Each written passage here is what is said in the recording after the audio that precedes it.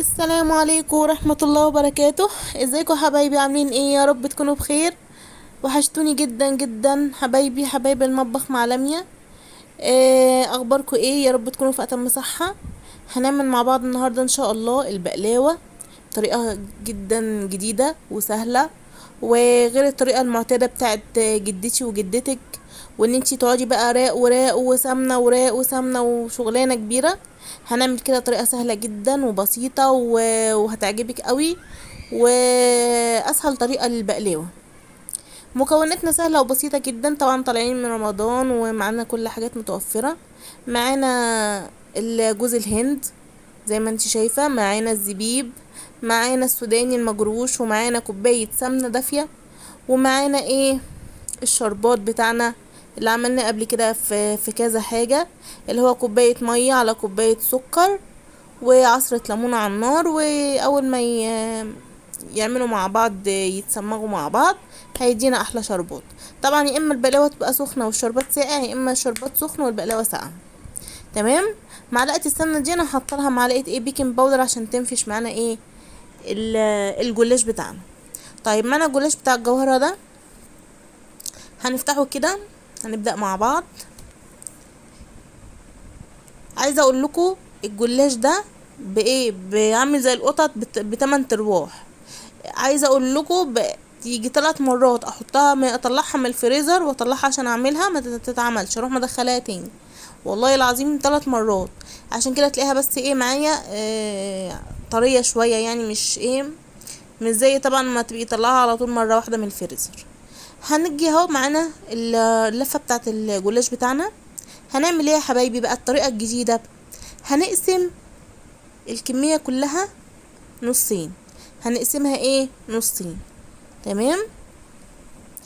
بالويم كده، مش لازم تعدي قد ايه، يعني مش لازم بالظبط، يعني بالويم كده هتقسميها ايه؟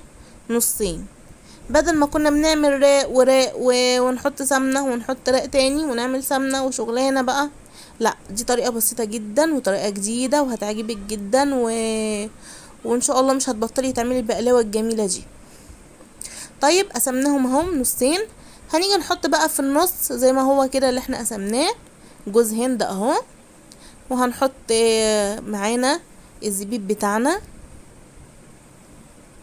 تمام. وهنحط ايه؟ الفول السوداني. طبعا انت بتحطي الحاجه اللي موجوده عندك، ما تقفيش على حاجه. مفيش سوداني مش لازم سوداني، مفيش جوز هند مش لازم جوز هند. اي حاجه موجوده عندك تقدري تقضي بيها ايه؟ الغرض. تمام.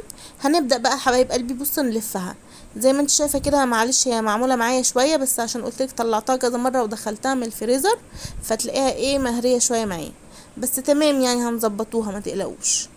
طيب لفيناها كده اهوت. بعد ما لفيناها قطعناها بالسكينه بتاعتنا ورصيناها زي ما انت شايفه كده ايه؟ في الصينيه.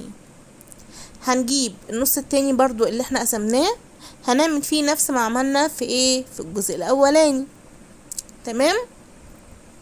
حطينا اهو حبايب قلبي الزبيب، وحطينا جوز الهند، حطينا اهو السوداني مع بعض.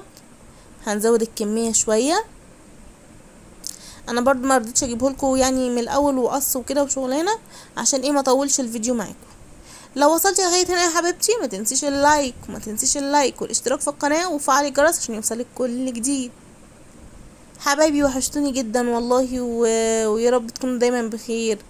زي ما انت شايفه كده، بصي اهو لفيناها اهو مع بعض.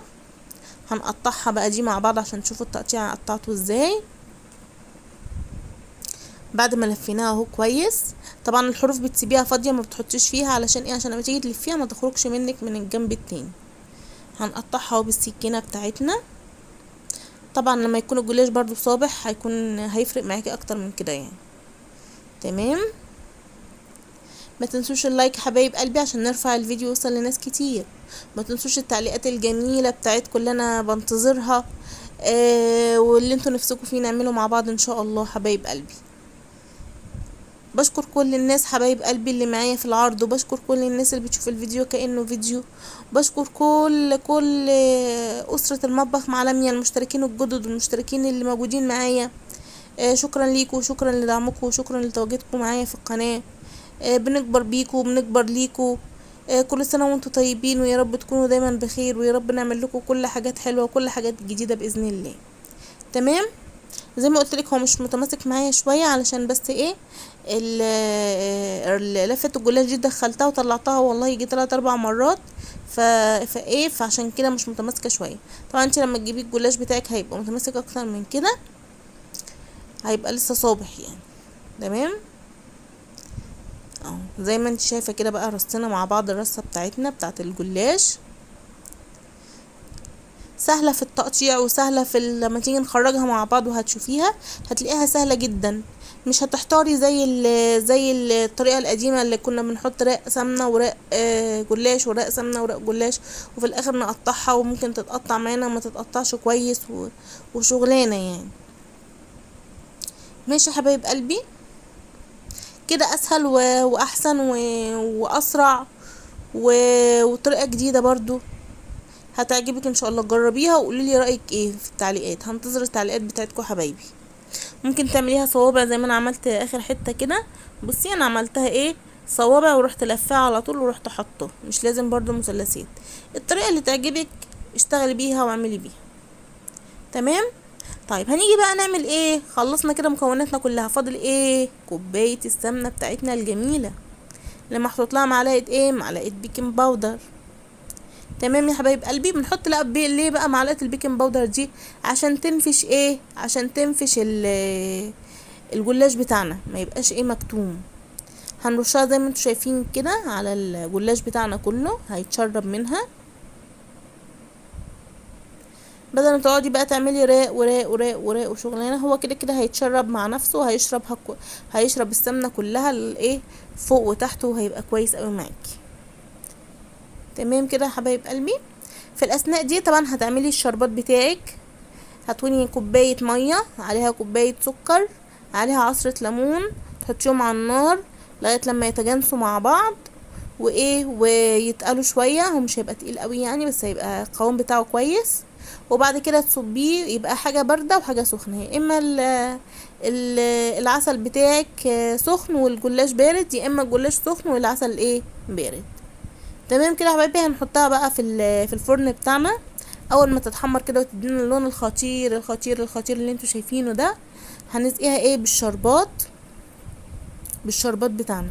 طبعا انا سقيتها بكميه اكتر من كده، بس الفيديو علق معايا فحبيت يعني اوريكم ان هي بتتسقى بالشربات بعد ما بتخرج على طول. بصي بقى غرقانه ازاي في الشربات الجميل، وبصي اللون الذهبي الخطير، وبصي الروعه، حاجه كده تحفه تحفه، وطعمها طعمها خطير. جربيها ومش هتندمي ابدا.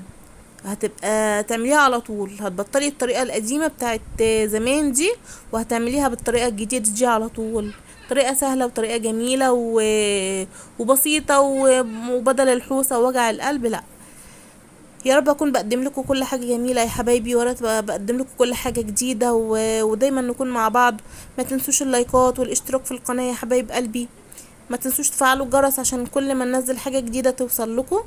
بصي مطلعها بصي بكل سهوله ازاي، بصي قطعه قطعه كده، بصي الجمال، القطعه بقطعتها على طول اهي.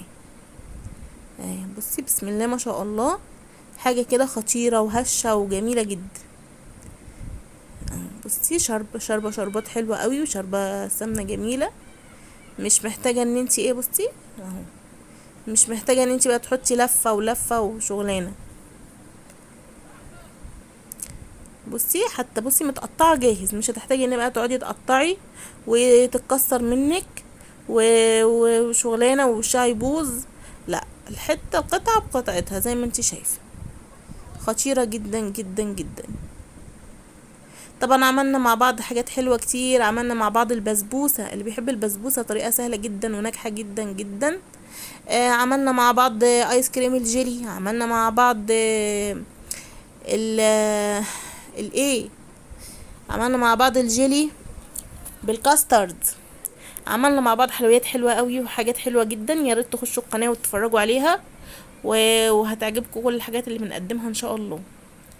هنا وصلنا لاخر الفيديو، ان شاء الله نتقابل في فيديو جديد. السلام عليكم ورحمه الله وبركاته.